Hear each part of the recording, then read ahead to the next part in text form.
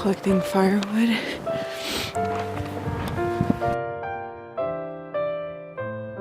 It's gonna be 8 degrees tonight.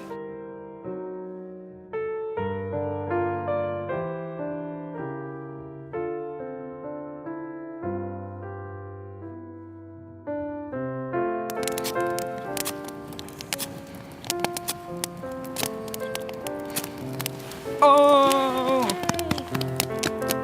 Yay! You just made fire. How do you feel? Ooga ooga ooga! I think the things that we would need to do better on this shelter, see how there's a little opening on this one end? We would need to close that because as the wind blows through the shelter, that's going to rapidly cool you off.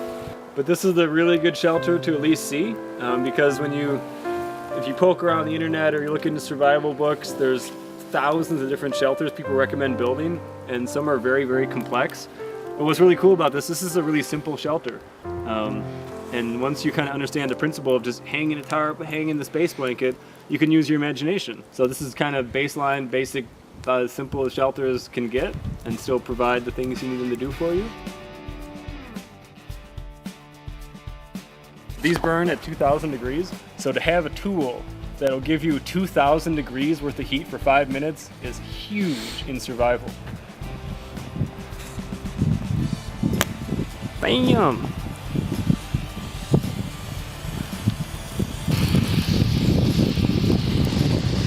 Signaling 101.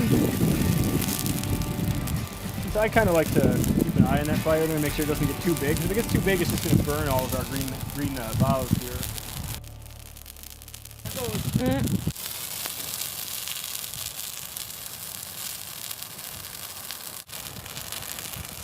Way to get in the shot, Arlo. That's cool, whatever.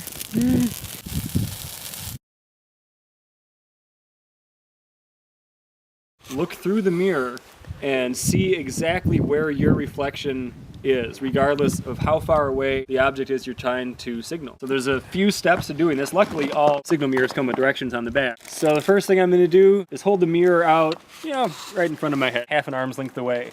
I'm going to hold my other hand up, and y'all can see how I have the shiny reflection on my hand there. What I'm going to do is keep that reflection on my hand and move the mirror in front of my eye so I'm looking through the hole in the middle of that little grid there. See, in the middle of my hand there's a black dot. When you look through this hole, that black dot is going to be a bright shining light. Square is going to disappear. It's going to be a negative of this. So when you look through this little hole, that black dot's going to be a shining orb of light.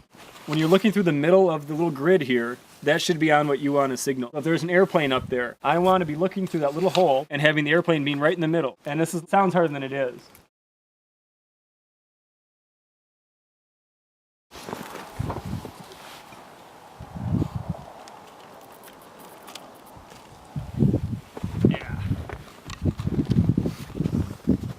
Cool. It's harder because the electricity is so much smaller. Look at it go! Nope. You don't have to put it out. You don't have to. Oh geez, oh geez. Oh, jeez. Put it in the snow, in the snow, in the snow!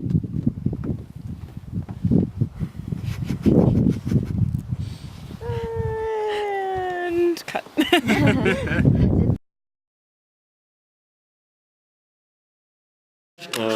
That we usually get to in this course. Yep. To taper. Yep. And so that angle, that bevel angle, determines how the knife cuts or what it wants to cut.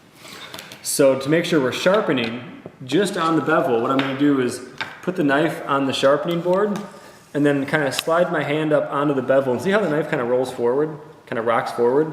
You're rocking it right up onto that bevel. And then if you push forward, you're sharpening just on that bevel.